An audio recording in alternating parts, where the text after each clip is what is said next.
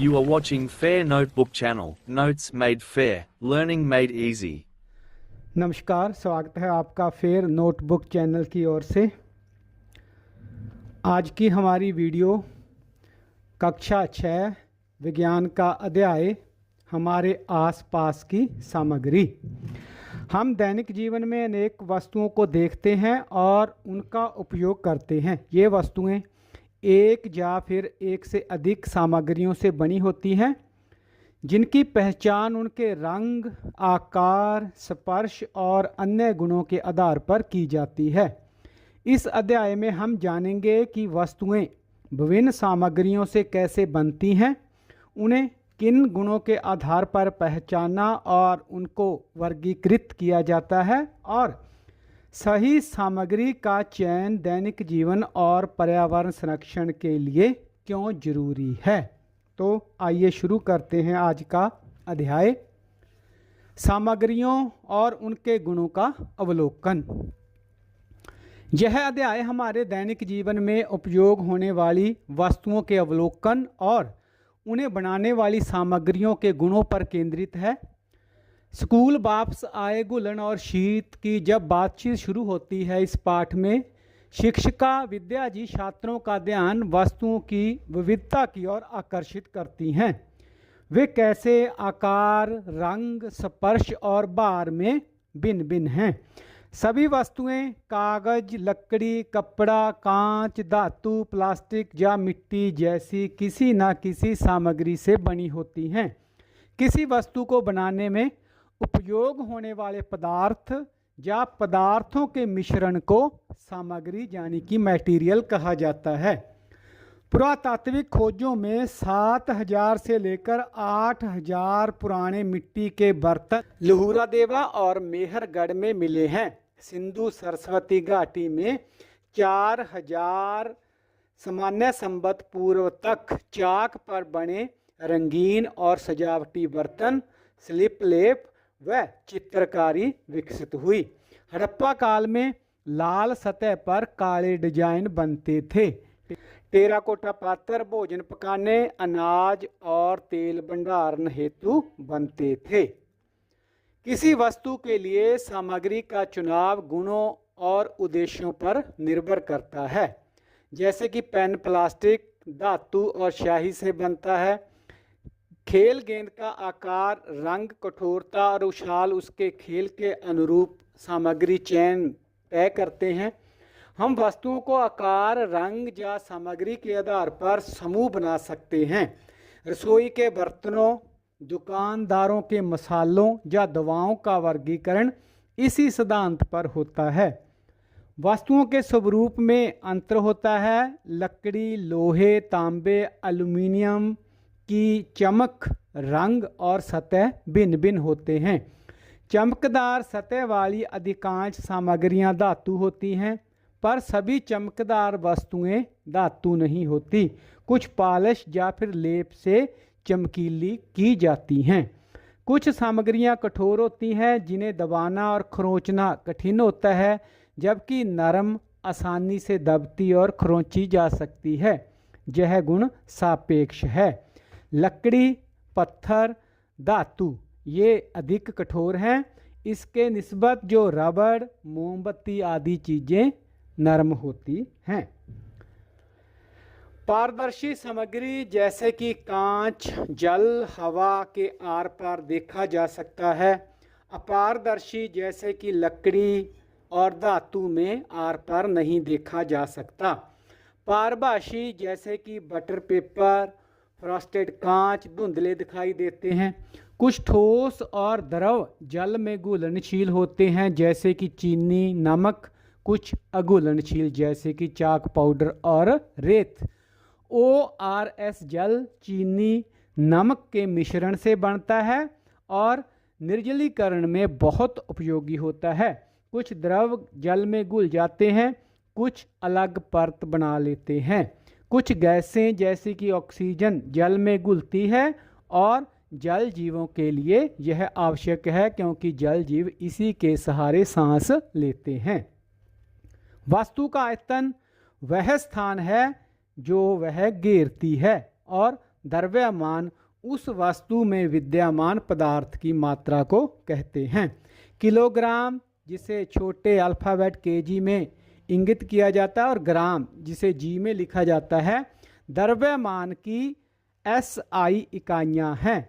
Litre और millilitre आयतन की इकाइयाँ हैं। द्रव्य वह है जो स्थान घेरता है और भार रखता है। सामग्रियाँ द्रव्य के प्रकार हैं जिनसे वस्तुएं बनाई जाती हैं। इनके गुणों के आधार पर वर्गीकरण अध्ययन में सहायक होता है।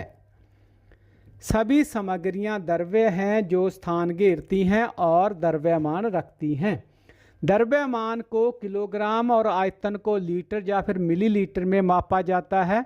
जैसा कि पाठ्य पुस्तक में भी बताया गया है, शिक्षिका विद्या जी कक्षा में गिलासों में जल डालकर आयतन का अंतर समझाती हैं। यह दर्शाता है कि समान क्षमता के बावजूद गिलासों में जल की मात्रा भिन्न हो सकती है।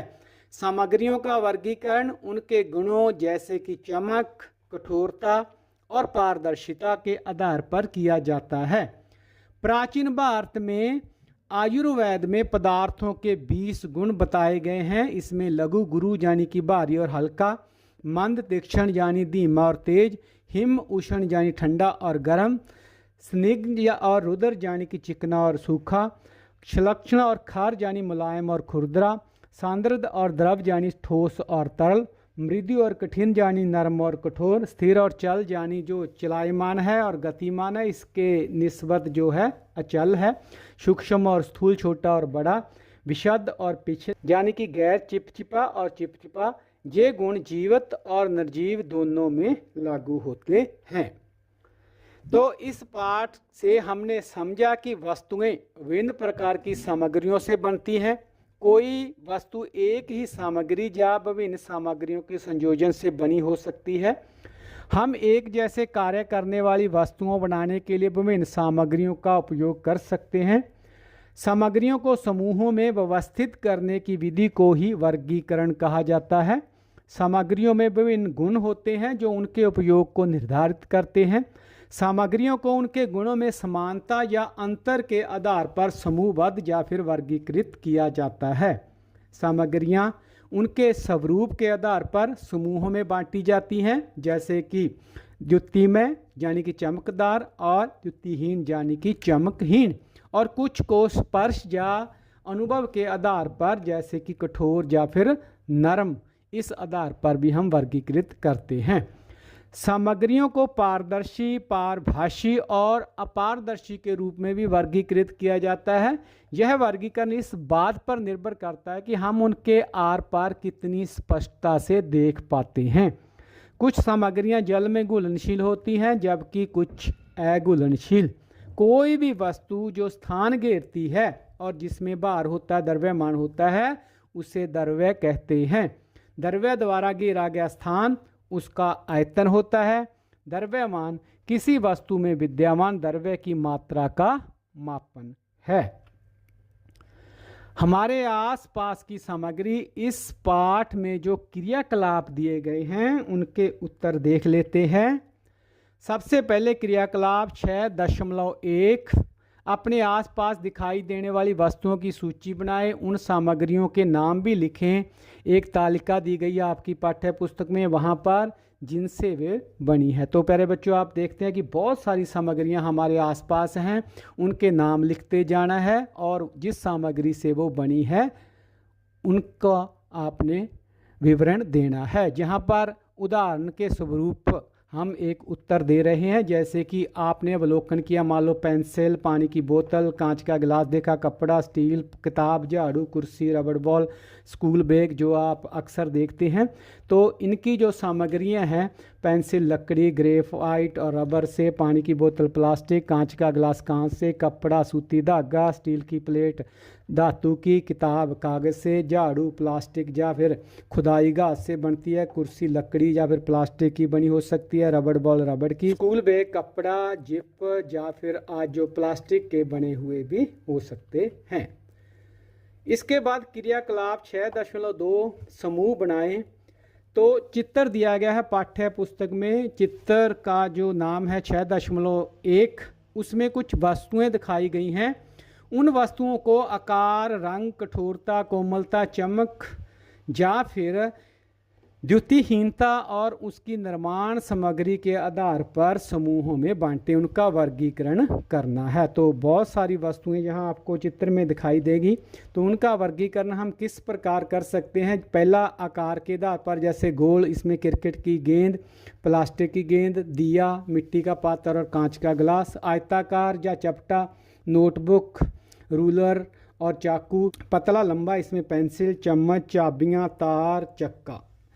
और रंग के आधार पर हम इनका वर्गीकरण है। यह लाल क्रिकेट की गेंद और दिया है, नीला और हरा पेन और पौधा है, चांदी या धात्विक रंग है, चम्मच, ताला, कैंची और चाबियों के। भूरे पीले रंग के हिस्से में मिट्टी का पात्र, नोटबुक का कवर। कठोरता, कोमलता के आधार पर वर्गीकृत कर सकते हैं। कठोर है, इसमें क्रिकेट की गेंद, ताला, चाबी, कैंची, चम्मच और चक्का। इसके अलावा कोमल में है प्लास्टिक की गेंद, मिट्टी का पात्र और पौधा। इसके अलावा चमक और द्युतिहीनता के आधार पर चमकदार है, इसमें चम्मच, ताला, चाबियाँ, कैंची, धातु से बने हुए पदार्थ। और द्युतिहीन, जिनमें चमक नहीं है, नोटबुक, मिट्टी का पात्र, पौधा और क्रिकेट की गेंद। इसके अलावा निर्माण सामग्री के आधार पर हम वर्गीकरण कर सकते हैं। धातु से बनी हुई चम्मच, ताला, चाबियाँ, कैंची। लकड़ी से चक्का जो चरखे का है और रूलर।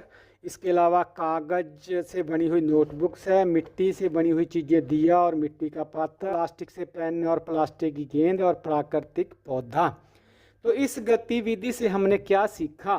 तो हम सीखते हैं कि एक वस्तु विभिन्न सामग्रियों से बनाई जा सकती है और कुछ सामग्रियों का उपयोग विभिन्न वस्तुओं को बनाने में किया जाता है।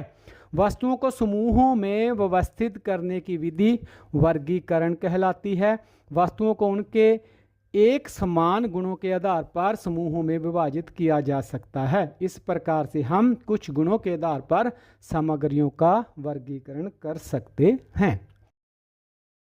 अगला क्रियाकलाप है, विचार करें एक गिलास बनाने के लिए हम किन किन सामग्रियों का उपयोग कर सकते हैं। जैसा कि चित्र दिया गया 6.2, उसमें रिक्त स्थानों में उन सामग्रियों के नाम लिखें। तो गिलास को हम जो है कांच से, प्लास्टिक से, धातु जिसमें स्टील, एल्युमिनियम आदि है उससे, और मिट्टी से। इसके अलावा कागज के बने हुए डिस्पोजल गिलास भी बनते हैं। क्रियाकलाप 6.4, चित्र 6.3 में एक ही कार की लेकिन भिन्न भिन्न सामग्रियों से बनी विभिन्न गेंदों को दर्शाया गया।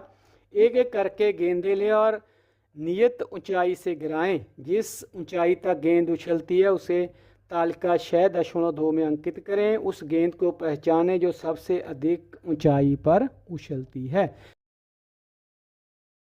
जैसे टेनिस की गेंद, क्रिकेट की गेंद और हस्त व्यायाम की गेंद दी गई है। तो टेनिस की गेंद मध्यम ऊंचाई तक उछलेगी। क्रिकेट की बॉल है जो चमड़े की बनी हुई है, वो कम ऊंचाई तक उछलेगी। हस्त व्यायाम वाली गेंद है, सबसे सॉफ्ट होती है, ज़्यादा ऊंचाई तक उछलेगी। और अन्य कोई गेंद ले सकते हैं, वह मध्यम ऊंचाई से अधिक या फिर मध्यम ऊंचाई तक या उससे कम भी उछल सकती है। तो इस प्रकार की गतिविधि आपने करके देखनी है और उनकी उछाल को तालिका 6.2 में अंकित करना है। क्रियाकलाप 6.5, कठोर और नरम वस्तुएं और सामग्री जिनसे वे बनी हैं। तो यहाँ पर जैसे कि ईंट कठोर है या नरम, तो कठोर, और सामग्री जैसे पकी हुई मिट्टी से। तो यह एक उदाहरण दिया गया है।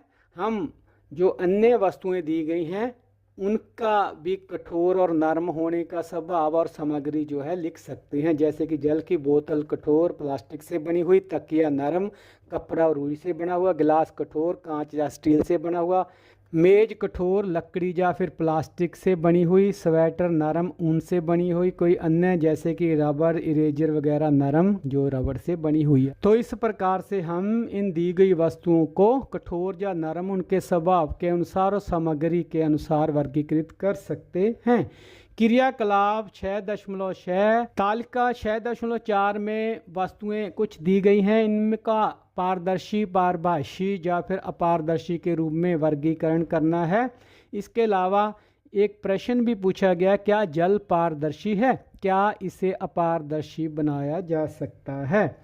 तो इस क्रियाकलाप का उत्तर है, जैसे कि वस्तु कांच का गिलास जो है पारदर्शी होती है, आर पार आसानी से दिखाई देता है। बटर पेपर पारभासी, कुछ कुछ आर पार दिखाई देता है। रबड़ अपारदर्शी, इसमें आर पार हम नहीं देख सकते। फ्रॉस्टेड कांच जो है पारभासी होता है। लकड़ी का बोर्ड अपारदर्शी और खिड़की का कांच पारदर्शी। जल वाला जो प्रश्न पूछा गया है उसका जवाब है कि जल पारदर्शी होता है। जल को प्राकृतिक रूप से अपारदर्शी तो नहीं बनाया जा सकता, लेकिन उसमें अन्य पदार्थ जैसे कि मिट्टी, रंग मिलाने पर वह गंधला होकर अपारदर्शी जैसा दिखाई देता है। अगला क्रियाकलाप, कुछ मात्रा में चीनी, नमक, चौक, पाउडर, रेत और बुरादा लकड़ी का चूरा लें। 5 गिलास लें और उनमें लगभग 2/3 जल भरें। पहले गिलास में 1 चम्मच चीनी, दूसरे में नमक, तीसरे में चाक पाउडर, चौथे में रेत, 5वें में बुरादा डालें।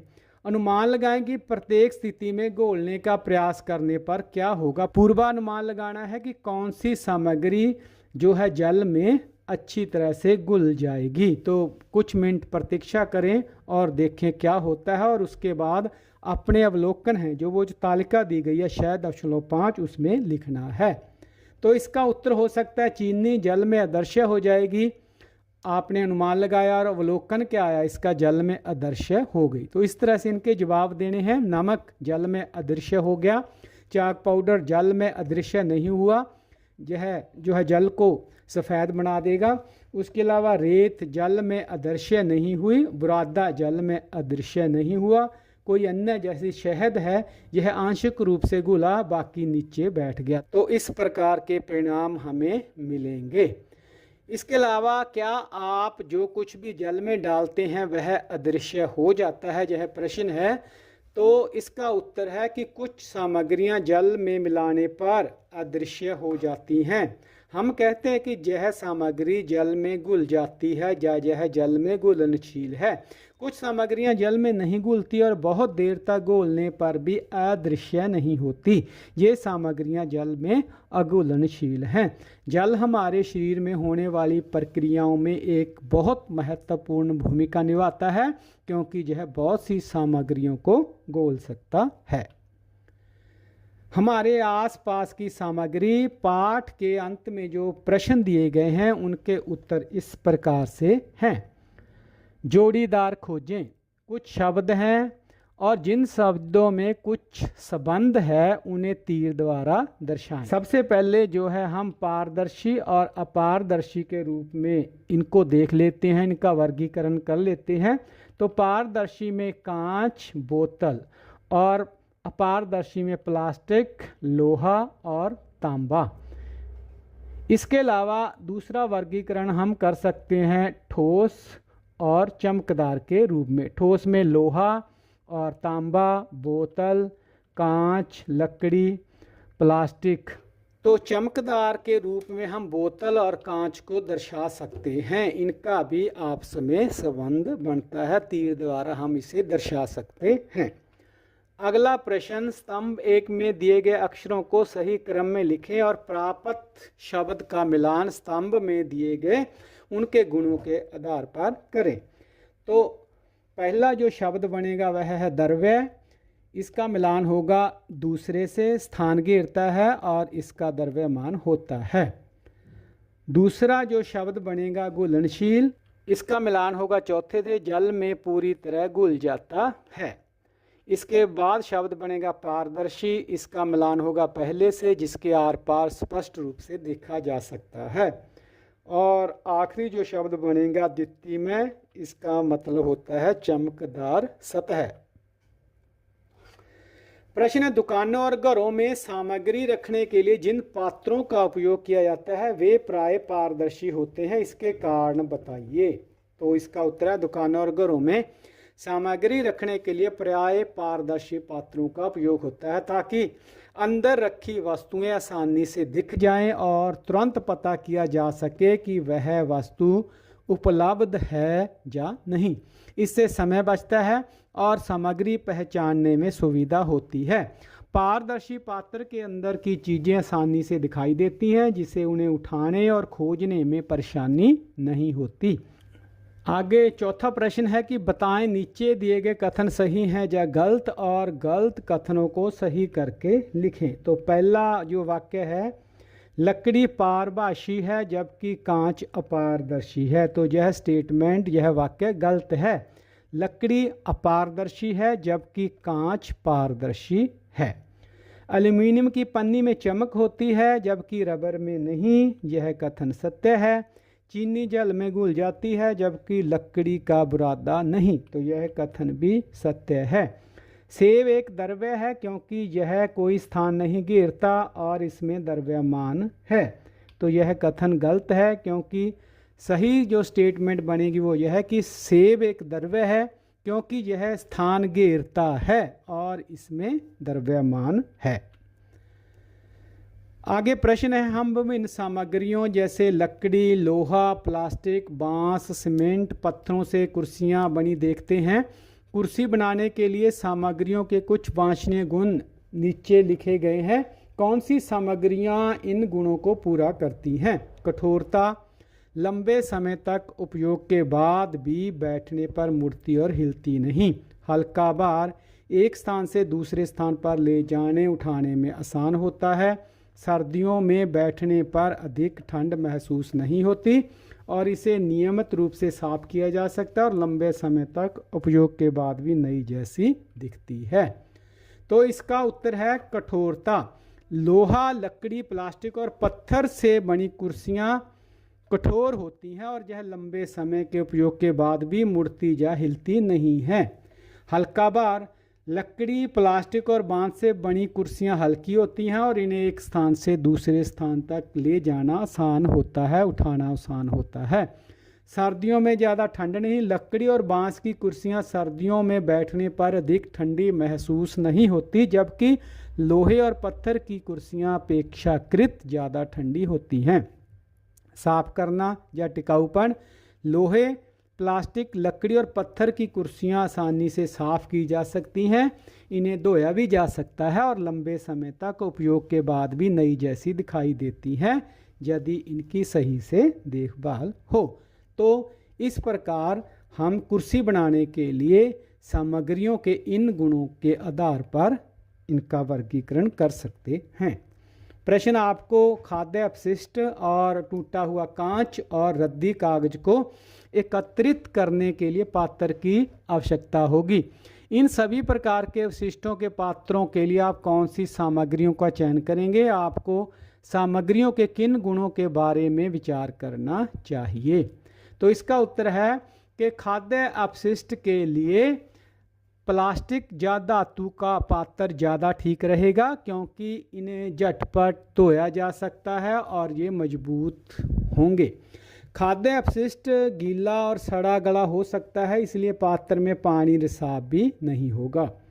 टूटा हुआ कांच के लिए हम कठोर धातु, प्लास्टिक या लकड़ी के पात्र को उपयुक्त मानते हैं, क्योंकि कांच के टुकड़े तेज होते हैं और इन्हें संभालना सुरक्षित रहना चाहिए। सामग्री स्थिर और मजबूत होनी चाहिए।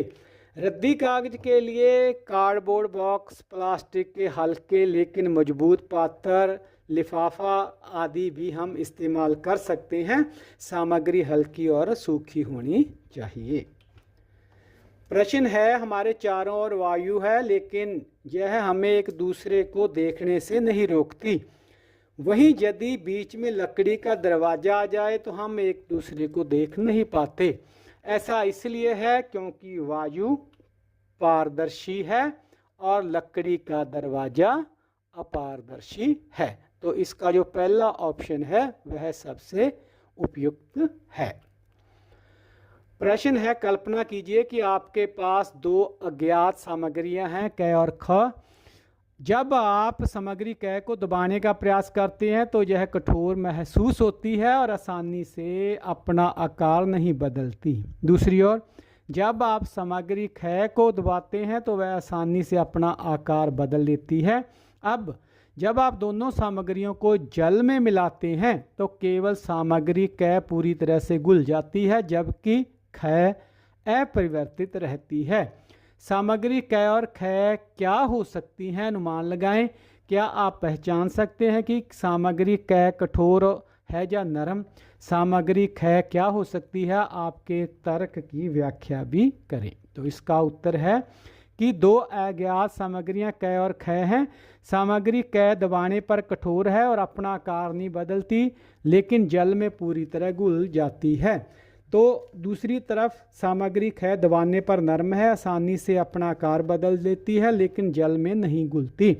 सामग्री क संभवतः चीनी या कोई ठोस घुलनशील पदार्थ है, क्योंकि यह कठोर है और जल में घुल जाती है। तो चीनी, गुड़ वगैरह ठोस वस्तुएं। और सामग्री ख संभवतः रबड़ या कोई नरम अघुलनशील पदार्थ है, क्योंकि यह नरम है और जल में पूरी तरह नहीं घुलती। तो यह रबड़ या फिर गेंद या फिर रुई जैसी कोई चीज़ हो सकती है। ठोस और कठोर पदार्थ जल में घुल सकते हैं यदि वे घुलनशील हों। रबड़ जैसी सामग्री नरम होती है पर जल में अघुलनशील होती है, इसलिए अपना आकार बदल सकती है, लेकिन वह जल में नहीं घुलती। आगे प्रश्न है, मैं कौन हूँ? दिए गए गुणों के आधार पर पहचाने। मैं चमकदार हूँ, तो सोना, चांदी आदि धातु कुछ भी हो सकती है। मुझे आसानी से संपीड़ित किया जा सकता है, यानी दबाया जा सकता है, स्पंज या फिर रबड़। मैं कठोर और जल में घुलनशील हूँ, तो यह नमक, चीनी आदि हो सकती है। आप मेरे आर पार स्पष्ट रूप से नहीं देख सकते, तो लकड़ी, धातु, किताब आदि के आर पार नहीं देखा जा सकता। मुझ में द्रव्यमान है, आयतन है, लेकिन आप मुझे देख नहीं पाते, तो हमारे आसपास वायु या फिर एलपीजी गैस जो घरों में प्रयोग होती है, उनमें द्रव्यमान होता है, आयतन होता है उनका, लेकिन हम उन्हें देख नहीं सकते। प्रश्न है आपको, अगर लिखित सामग्रियां प्रदान की गई हैं, सिरका, शहद, सरसों का तेल, जल, ग्लूकोज और गेहूं का आटा, सामग्रियों के कोई दो ऐसे जोड़े बनाए जहां एक सामग्री दूसरे में घुलनशील हो, और कोई दो जोड़े ऐसे बनाए जहां एक सामग्री दूसरी में अघुलनशील हो। तो घुलनशील जोड़े हैं जो जल और ग्लूकोज। ग्लूकोज जल में घुलनशील होता है। जब ग्लूकोज को जल में मिलाया जाता है तो वह पूरी तरह घुलकर पारदर्शी घोल बनाता है। और उसके बाद जल और सिरका। सिरका जो है मुख्य रूप से एसिटिक एसिड और जल का मिश्रण ही होता है। जल में पूरी तरह घुल जाता है और दोनों आपस में मिलकर समरूप घोल बनाते हैं। अघुलनशील जोड़े हैं जिनमें सरसों का तेल और जल। जल और सरसों का तेल जो है अघुलनशील होते हैं। जब इन्हें मिलाया जाता है तो तेल जल की सतह पर अलग परत बनाता है, जैसा कि हमने पाठ में देखा और तेल के व्यवहार को समझा। उसके बाद गेहूं का आटा और सिरका। गेहूं का आटा सिरका में अघुलनशील होता है। आटा सिरके में मिलाने पर तल छट के रूप में नीचे बैठ जाता है या फिर अलग ही रहता है, क्योंकि यह जल में पूरी तरह घुलता नहीं, और सिरके में भी इसी तरह का व्यवहार होता है। प्रश्न, ऐसी विभिन्न वस्तुओं के बारे में जानकारी एकत्रित करें जिन्हें पुनर्चक्रित किया जा सकता है।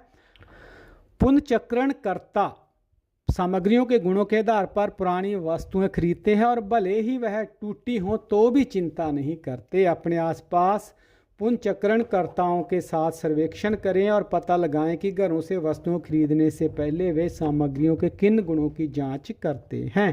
तो यह एक क्रियाकलाप है। इसका उत्तर है कि पुनर्चक्रित की जा सकने वाली वस्तुएं हैं अखबार यानी कागज, प्लास्टिक की बोतल, कांच की बोतलें, एल्युमिनियम के डिब्बे, लोहा, तांबा, रद्दी कागज, पुराने कपड़े, टिन के डिब्बे, इलेक्ट्रॉनिक कचरा आदि। पुनर्चक्रणकर्ता मुख्यतः वस्तु की सामग्री जैसे कि धातु, कांच, कागज, प्लास्टिक की विशुद्धता, सफाई, चुंबकीयता, टूट फूट की दशा और मात्रा देखते हैं। वे गीले या दूषित, सड़े गले प्लास्टिक, कागज, कपड़े में गीलापन या अत्यधिक गंदगी वाली चीजें नहीं खरीदते, क्योंकि इनका पुनर्चक्रण कठिन हो जाता है। पाठ 6, हमारे आसपास की सामग्री। इस पाठ से संबंधित महत्वपूर्ण प्रश्न जो अक्सर आपसे परीक्षा में पूछे जाएंगे इस प्रकार से हैं। वस्तु बनाने के लिए उपयोग की जाने वाले पदार्थ या पदार्थों के मिश्रण को क्या कहते हैं? तो इसका उत्तर है किसी वस्तु को बनाने के लिए उपयोग किए गए पदार्थ या मिश्रण को सामग्री कहते हैं।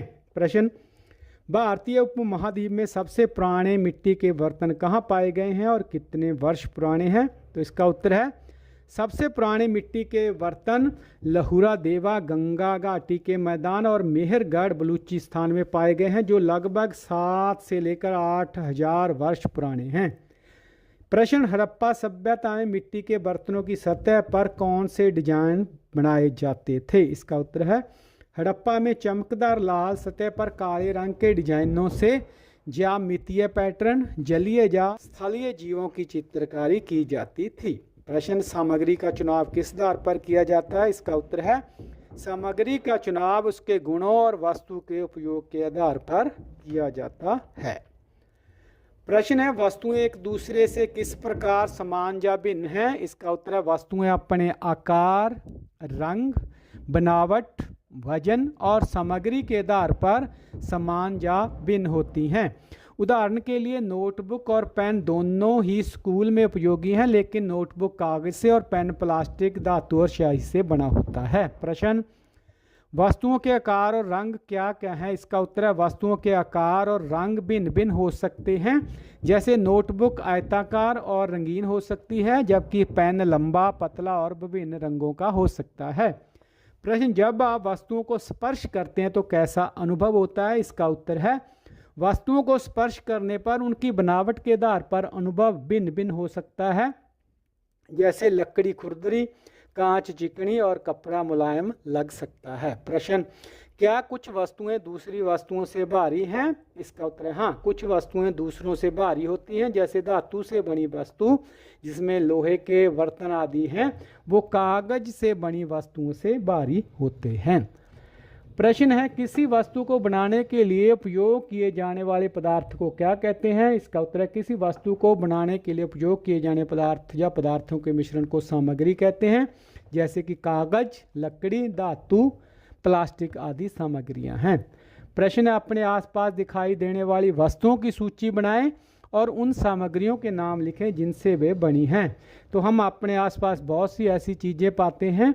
नोटबुक कागज़ से, पेन प्लास्टिक धातु से, मेज़ जो है लकड़ी से, गिलास कांच के या धातु के, बर्तन धातु के, कपड़ा सूती धागा या फिर जो है रेशमी धागा आदि से बना हो सकता है। प्रश्न, यह कैसे निर्धारित किया जाए कि किसी वस्तु को बनाने के लिए किस सामग्री का उपयोग किया जाना चाहिए? इसका उत्तर है सामग्री का चयन वस्तु के गुणों और उसके उपयोग के आधार पर किया जाता है। जैसे गिलास बनाने के लिए कांच चुना जाता है क्योंकि यह जल धारण कर सकता है और पारदर्शी होता है। प्रश्न है, खेल की गेंदों के अन्य गुणों जैसे कि आकार है, रंग है, गठन और उछाल है, इस पर चर्चा करें। इसका उत्तर है खेल की गेंदों का आकार गोल, रंग विविध प्रकार के जैसे लाल, नीला, पीला, गठन इनका कठोर जैसे कि क्रिकेट की गेंद और मुलायम जैसे टेनिस की बॉल हो सकता है। उछाल सामग्री पर निर्भर करता है। रबड़ की गेंद अधिक उछलती है जबकि चमड़े की गेंद कम उछलती है।